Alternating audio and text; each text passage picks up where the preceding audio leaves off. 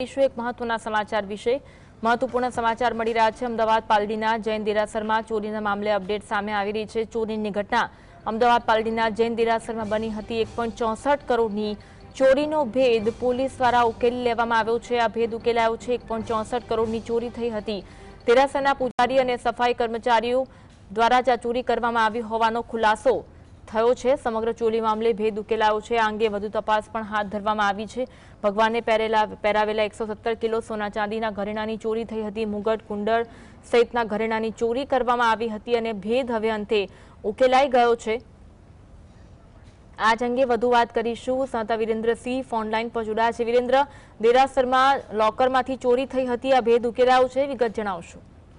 બિલકુલ અન્વી કે દિવસે ને દિવસે જે સોના ચાંદીના ભાવમાં વધારો છે તે જોવા મળી રહ્યો છે, ત્યારે બીજી બાજુ જે પાલડી વિસ્તારમાં લક્ષ્મીવર્ધક જૈન દેરાસર આવેલું છે ને તે દેરાસરમાંથી જે ચોરીનો બનાવ છે તેની ઘટનાને અંજામ આપવામાં આવ્યો હતો।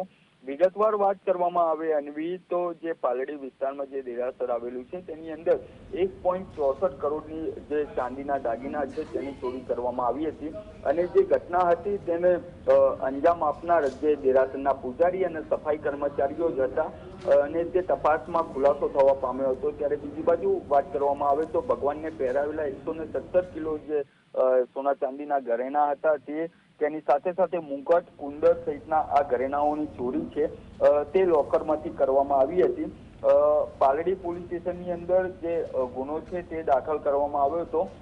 પોલીસે વિગતવાર તપાસ હાથ ધરતા આ જે ચોરીને અંજામ આપનાર જે પૂજારી મેહુલ રાઠોડ તેમજ સફાઈ કર્મચારી કિરણ અને કિરણની પત્ની હેતલ દ્વારા આ ચોરી કરવામાં આવી હોવાનું સામે આવ્યું છે।